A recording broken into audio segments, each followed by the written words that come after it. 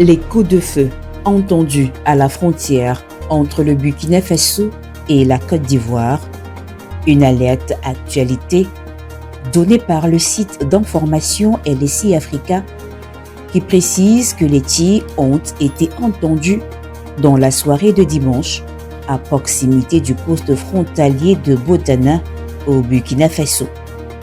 Selon les informations, les détonations étaient perceptibles depuis le secteur ivoirien de Kodiéno, dans le département de Doropo. Jusqu'à l'heure actuelle, l'origine de ces tirs et détonations reste encore à déterminer. D'autres sources indiquent, côté ivoirien, que les forces de défense et de sécurité ont renforcé le dispositif afin de suivre de très près la situation.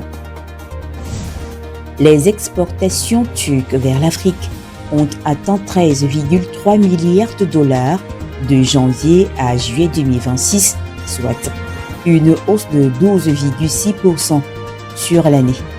L'Égypte s'impose notamment comme le premier débouché africain en juillet avec 426,2 millions de dollars de marchandises turques importées sur le mois.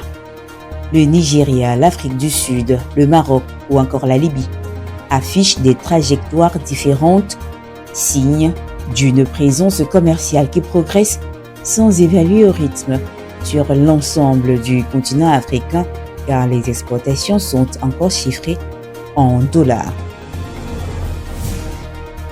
En République démocratique du Congo, un premier lot de vaccins Ervebo réceptionné à Kinshasa, le ministre de la Santé Roger Kamba a annoncé la réception à l'aéroport international de Djili d'un premier lot de 16 520 doses de vaccins Ervebo contre le virus Ebola, financé par Gavi sur un total de 50 120 doses attendues d'ici la fin du mois d'août 2026. Fabriqués en Allemagne par MSD, ces vaccins ont transité par la Suisse, le Luxembourg et la Belgique avant leur acheminement à Kinshasa. Cette dotation vient renforcer la riposte du gouvernement contre la nouvelle variante de l'épidémie Ebola.